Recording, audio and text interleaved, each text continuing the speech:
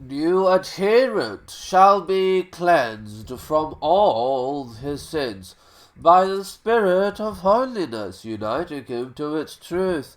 And when his flesh is sprinkled with purifying water and sanctified by cleansing water, it shall be made clean by the humble submission of his soul to all the precepts of God.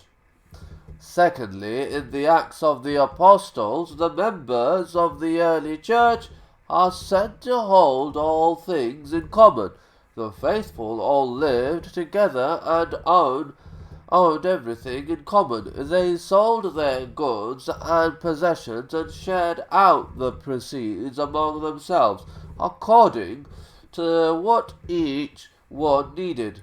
They went as a body to the temple every day. The very first statute of the community rule the Qumran states that all shall bring all their knowledge, powers, and possessions into the community. According to another statute, they shall eat in common and pray in common.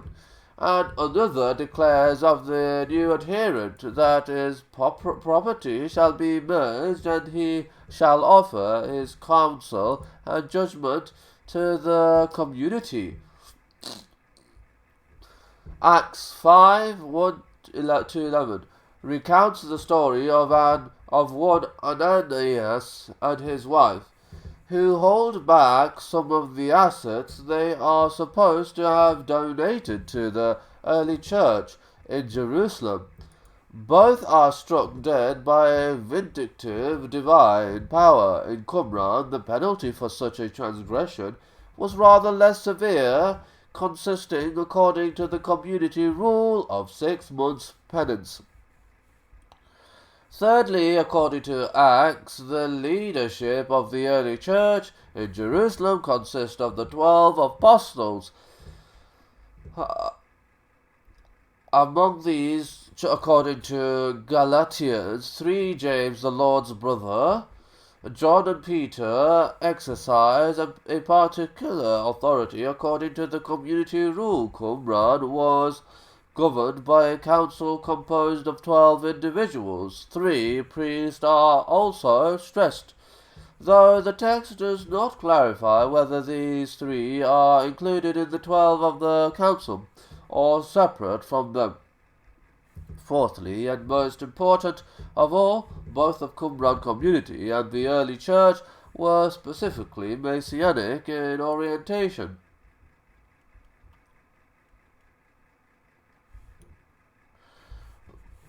Dominated by the imminent advent of at least one new Messiah. Both postulated a vivid and charismatic central figure whose personality galvanized them and whose teachings formed the foundation of their beliefs in the early church. This figure was, of course, Jesus. In the Qumran text, the figure is known as the teacher of righteousness. At times in their portrayal of the teacher of righteousness, the Qumran text might almost seem to be referring to Jesus. Indeed, several scholars suggested as much. Granted, the teacher of righteousness is not depicted as divine, but neither until some time after his death was Jesus. In the Qumran text and those of the early church have certain ideas, concepts, of principles in common. They are also strikingly similar in imagination.